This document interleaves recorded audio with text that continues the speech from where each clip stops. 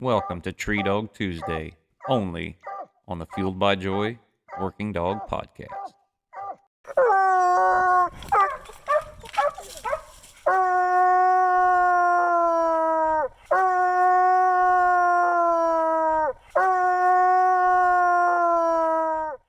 Hi everyone, Wade Graskowitz here, owner of Joy Pet Foods here in Illinois. Just want to reach out today and first of all, thank everybody that supports Joy Dog Food. We appreciate everything that every single customer for Joy does for us.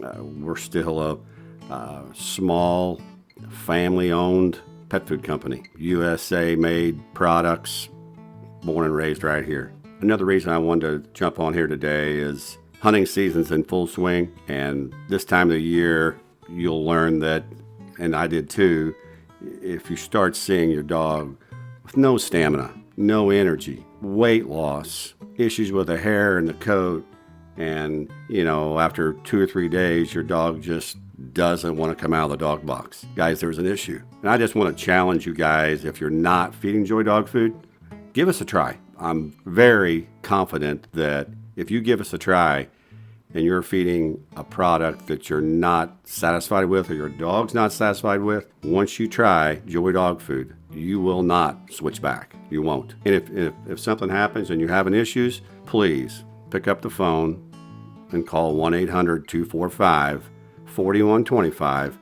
and personally ask for me, Wade Graskowitz, the owner. And again, thank you very much for your support of Joy Dog Food.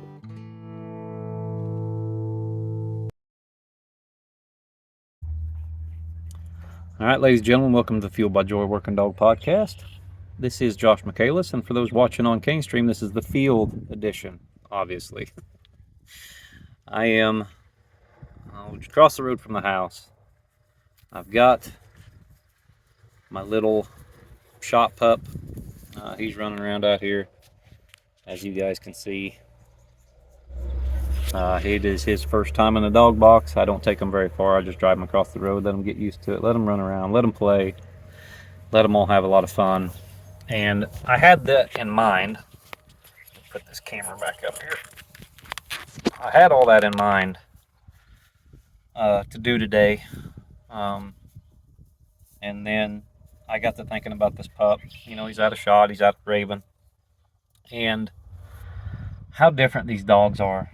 And I posed that question on Cane Stream Media's Facebook page. Do you think they are better or worse? And I got a lot of interesting answers, and I got a lot of them from guys that really, really know their business.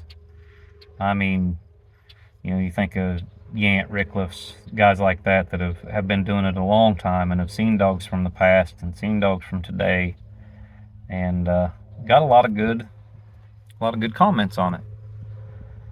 And so I thought, what better place to record this than out here in the woods with this pup running around. You can hear some traffic, you're going to hear some birds, you're going to hear all kinds of goofy stuff if you're not watching the video on Cane Stream. But yeah, there's Mo right there. You can hear him tromping around. But I thought of this whenever I was hunting the other night getting ready for this hunt. And it was not a night I normally would have hunted. Thunderstorms, lightning, rain, miserable.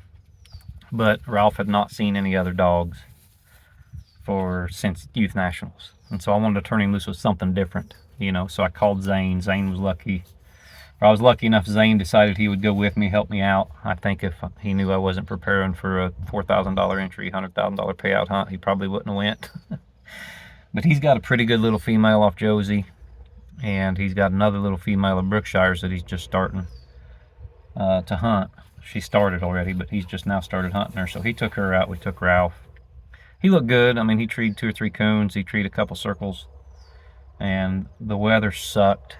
I mean, it was not a night I normally would have hunted.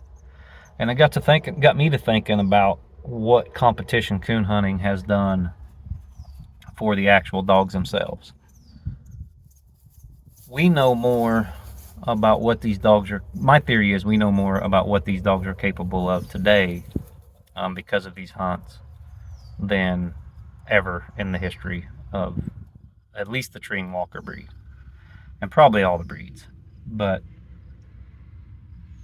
it was hot, it was miserable, thunderstorms, weeds, bugs, times we're not normally hunting. 20 years ago, we would not have hunted 5 or 6 nights a week. I wouldn't have.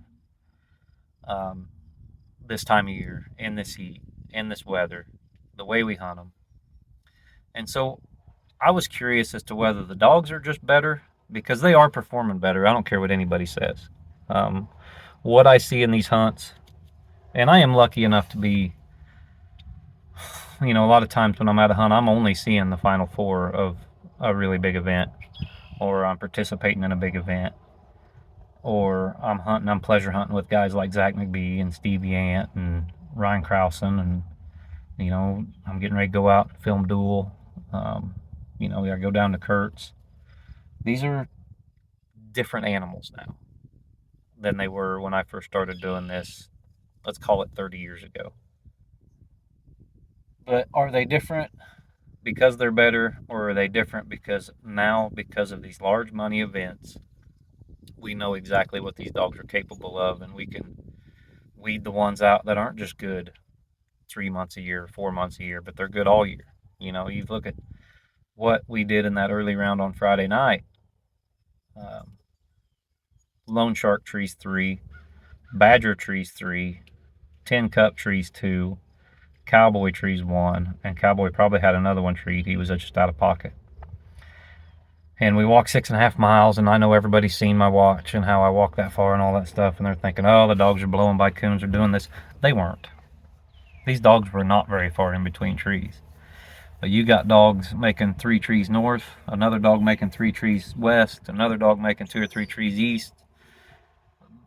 I bet you, I know Money and Cable, they probably weren't 400 yards in between their 3 trees.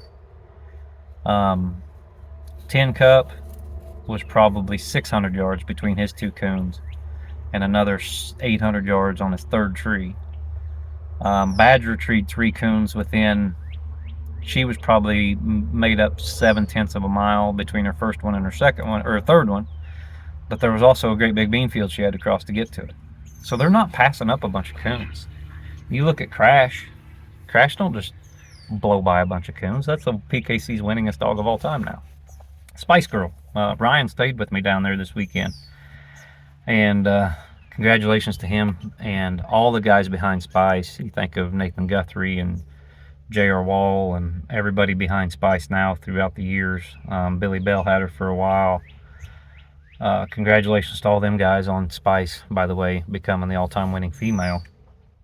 But Ryan told me, he goes, look, she treed 3 coons in 900 yards to get in. She didn't blow through the country like Spice has been known to do. She's got some age on her now. Thankfully, she slowed down a little bit. Probably not all the time, but a good portion of the time. And so my question was, are these dogs, let me just read it. I'll read the whole thing start to finish. Let's see here. Are the dogs today better than they were 5, 10, 15, 25 years ago? Back in the inception of competition, did we put them through tests like this to even see? Is it just one breed that has changed, or all of them? What do you guys think? If you guys want to look at that, that is on the Cane Stream Media's Facebook page. But we got some really good answers. Really good answers. Doug Blackwell, that's a guy that's seen a lot of dogs. He trains dogs for a living. He says dogs today on average are leaps and bounds above the dogs I've seen growing up. To me, your average dog today is better than 90% of the ones 30 years ago. And that's excluding maybe 2% of the special ones. And so, yeah, I mean, that makes sense. I kind of agree with Bub on that one. Andy Strunk said dogs back then sucked compared to today's dogs. Late Night Kennels, I don't know who that is, but it says Deep and Lonely ain't going to win this era of hunts consistently. That's also true, I think. Bruce Reynolds says way better tree dogs, way less tracking ability. There is that argument. These dogs today can't run a track, they can't run a track, but I don't know. Some of them can, some of them can't, some of them don't have to, some of them are just good at laying coons up, some of them are good about treeing coons. And I think back then when they talked about better track dogs, perhaps it was because they were all together. A lot easier to move a track with 4 dogs running it. Vicky Bassett says, I think the dogs today are a different style than they were. And that's true. I mean, it is a different era. You know, it's a different era of dog now. Tony Burris says, can dogs that tree together now compete with a loner? It depends on the dog. They can't be covering everything. They got to be there quick. They got to have their own on occasion.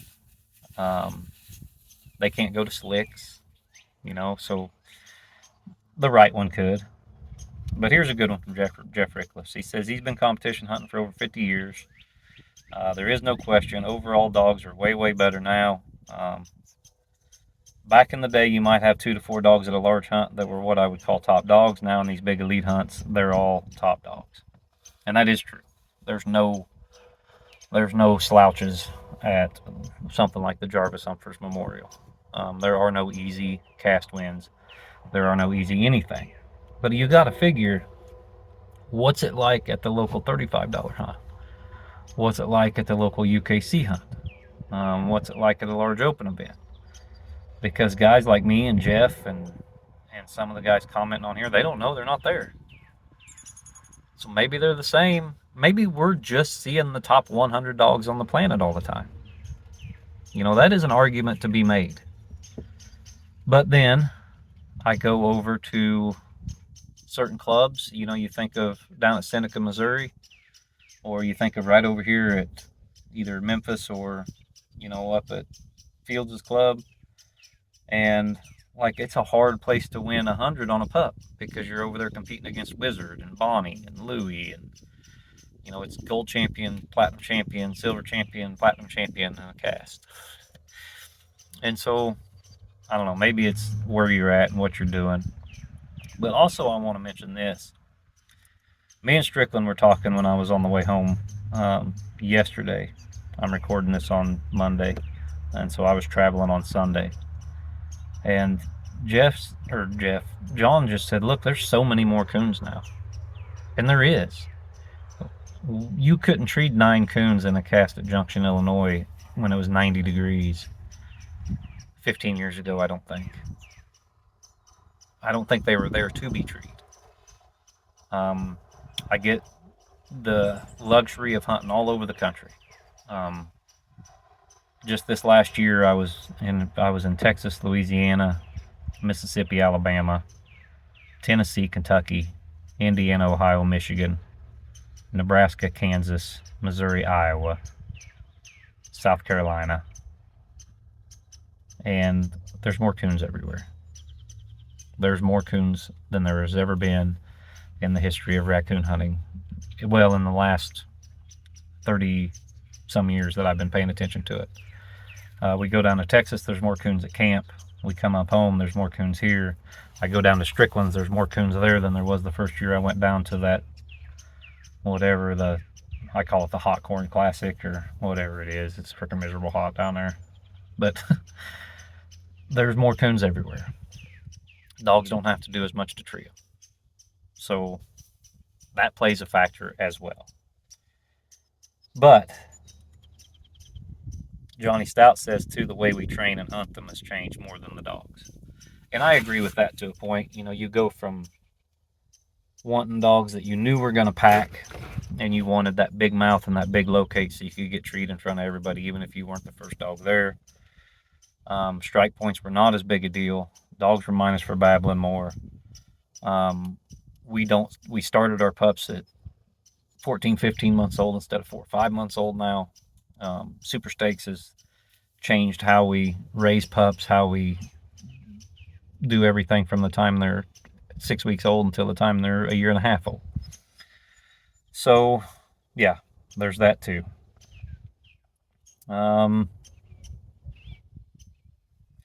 Polkey says his opinion doesn't matter, which it does. That's why I asked, Mike. But I think there are more good dogs today, and average dogs are much better than they used to be.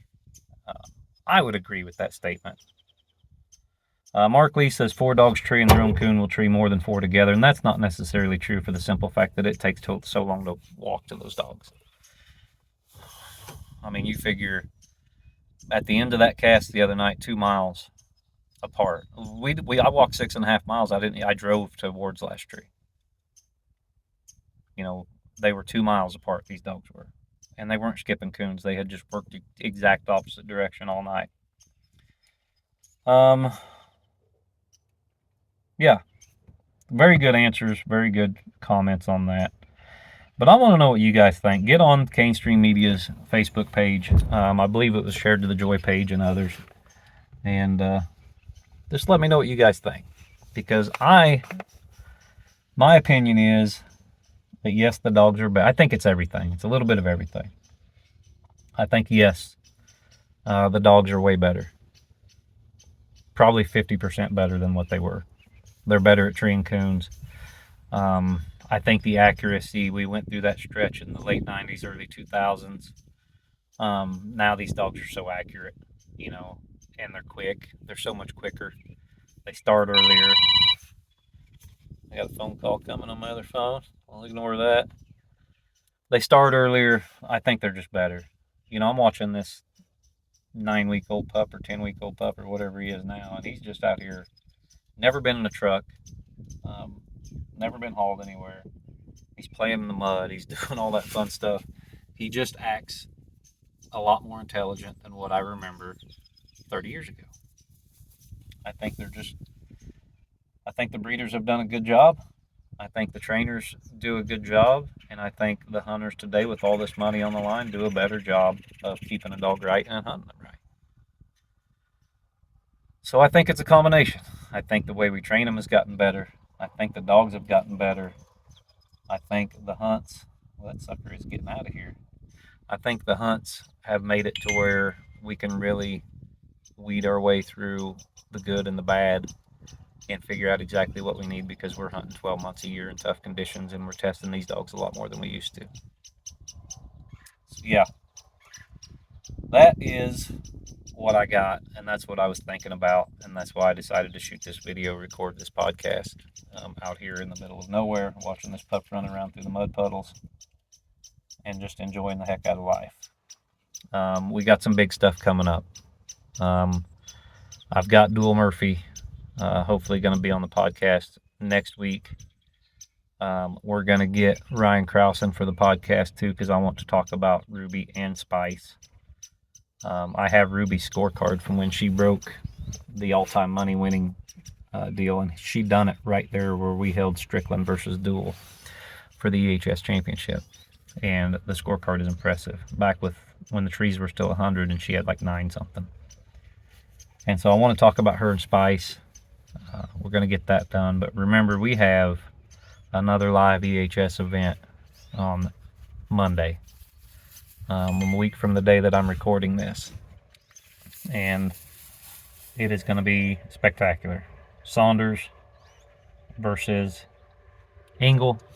Congratulations to Scotty. Dude looked fantastic down there. Another $100,000 winner. The first person to win two $100,000 PKC events, to my knowledge. Not the first to get in the Final Four, but definitely the first to win them both. Kudos to him for hunting. I wish we could have brought it to you. That sucked. I was not happy about that, but we're going to remedy that. That won't happen again. Me and Shane will make sure that does not happen again. If I'm at a big hunt and they are hunting it off, we will make sure that we have a place for that finals to where everybody can see it. So yeah, that's all I got this week. Stay tuned, because it is going to be a fantastic week on Cane Stream, as well as the Fueled by Joy Working Dog podcast. Apologize for the audio for the guys not watching and just listening to this. I am out in the middle of nowhere recording this, watching this pup run. I'm in the buggy, doing pup stuff before I go hunting tonight. So it's important. Get them out in the woods, get them hauled, get them used to all the things that they might see when they finally go hunting, and then you are going to be a lot better off in the long run. So you guys know that's what I like. This pup is a muddy mess. He just come back to the buggy and he's laying down here playing with a stick he found. So yeah, that's what I got. Thanks for listening this week. Remember to stay tuned. Saunders versus Engel. Talk to him, Mo. Now he's barking at the stick. If you guys... Mo, that's enough. if you guys are listening to this, you can watch the video. It's not much. It's just me in the buggy watching this pup run around. So yeah, that's it. Thanks for listening. We got a good one for you tomorrow with BJ Hall and Chip. So that should be good as well. But yeah, it's going to be a fun week here at Cane Stream and the Fueled by Joy Working Dog podcast. So you guys stay tuned, and we'll see you next week.